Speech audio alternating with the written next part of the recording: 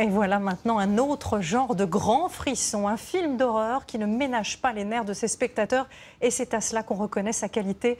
Ghostland sort mercredi sur les écrans et pour nous en parler ce soir, Mylène Farmer, bonsoir. Bonsoir. Merci beaucoup d'avoir accepté notre invitation. Alors si ce film est déjà un phénomène, c'est précisément parce que vous y tenez un rôle et je voulais montrer quelques images avant de vous laisser la parole. Regardez, vous allez assister à une avant-première demain au Grand Rex à Paris. Regardez ces fans qui sont déjà là. Certains ont posé des jours de congé, et certaines envisageaient même, nous disait-elle tout à l'heure, de rester toute la nuit pour pouvoir vous apercevoir demain soir. Est-ce que vous êtes surprise toujours de ce que vous déclenchez?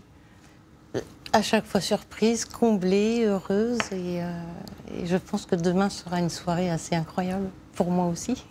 Alors vous avez une double actualité cette année. Vous avez ce nouvel album que les fans attendent avec impatience. On connaît seulement le premier single et puis vous avez ce film. C'est un hasard parce que vous vous faites relativement rare. Est-ce que c'est le hasard du calendrier ou est-ce que ce métier vous manquait? Absolument rien de prémédité, si ce n'est que je vais vous répondre. Oui, ce métier me manque terriblement. J'ai très envie de revoir le public, de remonter sur scène, de faire un album, d'écrire, bien sûr. Alors on va parler de cette créativité et de cette place à part que vous avez dans l'univers artistique français après ce reportage de Sophie de Vessières et William Villemain. C'est à ce jour le seul morceau connu du prochain album de Mylène Farmer. J'ai le sang qui broie du noir. Des paroles mélancoliques, une tristesse déjà explorée dans d'autres titres. Ce qui change, c'est le rythme. Je peine à rire, je peine à croire.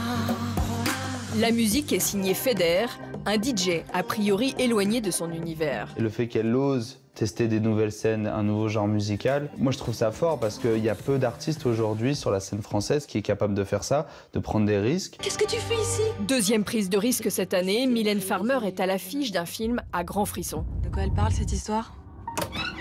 Elle incarne une mère de famille prête à tout pour défendre ses filles. Il tue les parents et épargne les filles. L'artiste avait déjà tenu un rôle au cinéma. C'était il y a 24 ans dans Giorgino. Répète-moi en face ce que tu viens de me dire. Depuis, plus rien. Celui qui l'a convaincu de revenir au cinéma, c'est le réalisateur Pascal Laugier. Il l'a rencontré il y a 3 ans. Il mettait en scène ce clip. J'ai découvert, en la dirigeant sur le clip de City of Love, que Mylène était peut-être d'ailleurs, avant toute chose, une comédienne. Cinéaste, c'est mon métier, c'est un truc que je repère tout de suite, c'est-à-dire qu'il y a un rapport au regard, à l'angle de caméra, la perception de la lumière, cette façon qu'elle a de proposer des choses. Avec Ghostland, Mylène Farmer évolue avec aisance dans un univers qu'elle affectionne, sombre et fantastique à la fois. Allô? Jane? Je t'entends pas. Alors on rappelle que ce film est interdit aux moins de 16 ans. Pourquoi vous avez eu envie de jouer dans un film d'horreur et finalement pas dans une comédie romantique?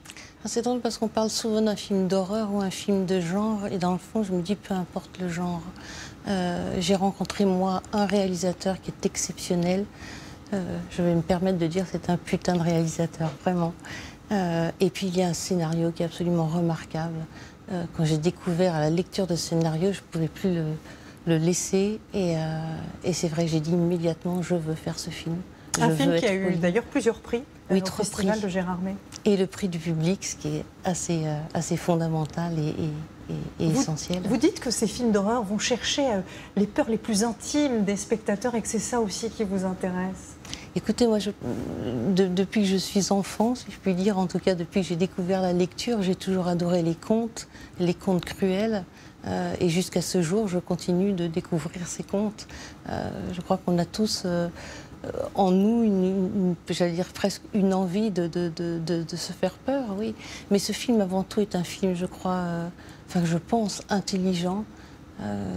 C'est un film qui a un fond, qui a une forme certes, mais qui a surtout un fond, un propos qui est oui, intelligent et remarquablement filmé. Et voilà, c'est un très bon réalisateur. Je suis vraiment très fière d'avoir fait ce film. Alors c'est votre deuxième film seulement, et pourtant vous avez fait le cours Florent quand vous étiez plus jeune. Oui. Pourquoi vous n'avez finalement pas choisi le cinéma? Ça c'est le hasard de la vie, ou j'allais dire peut-être le destin. Et j'ai rencontré Laurent Boutonnat à cette époque, quand je suis sortie du cours Florent. Et vous avez choisi la chanson. Oui, mais un amour commun pour le cinéma quand même. C'est ce pourquoi nous avons fait aussi ces clips, qui sont des clips très longs, avec cet amour du cinéma, de l'image. Alors c'est vrai que dans les années 80, vous révolutionnez même le genre. Comment vous êtes pionnière sur ce terrain-là? Qu'est-ce qui vous donne cette envie-là? Là encore, je vais me répéter, c'est l'amour du cinéma. Et puis Laurent lui-même, Boutonnat, a réalisé un premier long métrage qui était, je crois, il l'a réalisé à l'âge de 16 ans. Et voilà, il vous a embarqué dans sa créativité. Il m'a embarqué dans cette première histoire d'un film que j'avais beaucoup aimé, qui n'a pas rencontré son public, mais néanmoins c'est un film que j'ai beaucoup apprécié. Alors on parlait de vos clips, mais vous êtes aussi créé un personnage, presque un personnage de film que vous incarnez sur scène et qui est loin, très loin de ce que vous êtes dans la vie. Je ne pense pas, j'ai l'impression moi d'être moi-même. Maintenant il y a les artifices, effectivement quand on est sur scène il y a du maquillage, éventuellement une coiffure extravagante ou non, et puis il y a une mise en scène. Mais dans le fond c'est toujours moi qui suis là.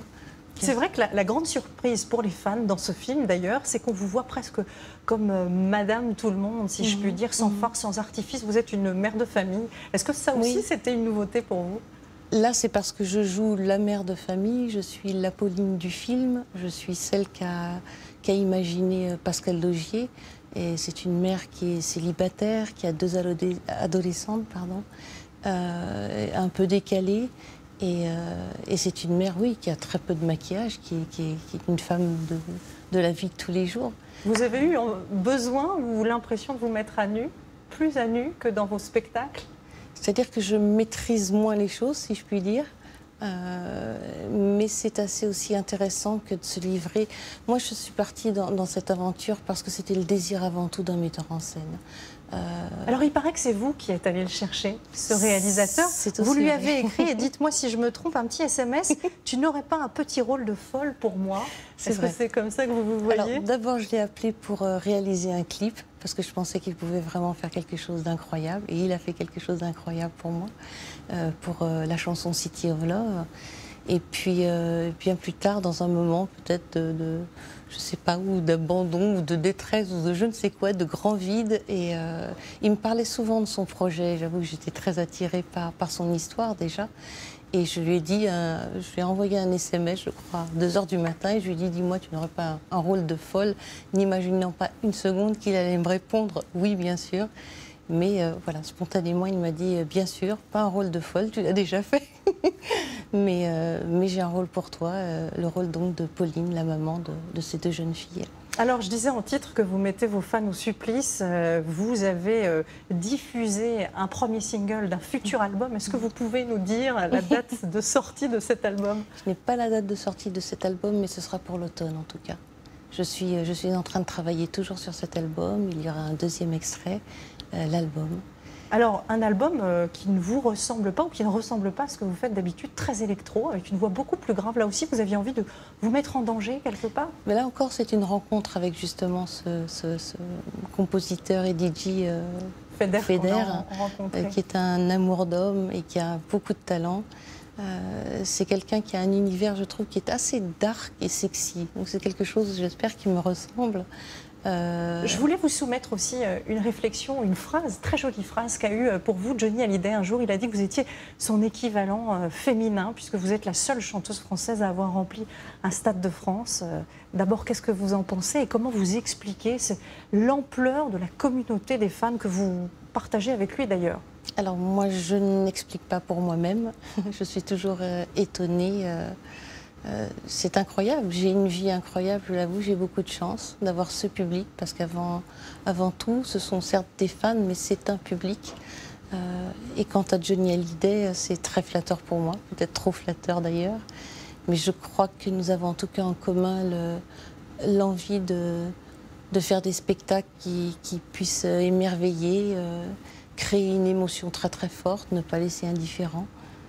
En tout cas, Ghostland, lui, ne laisse pas indifférent. Un film qui sort mercredi sur les écrans. Merci infiniment de nous avoir accordé cette interview, Mylène Farmer. Merci à vous. Et j'aime vraiment, vraiment ce film. J'espère que il rencontrera un grand succès. Voilà, merci. C'est la fin de ce journal.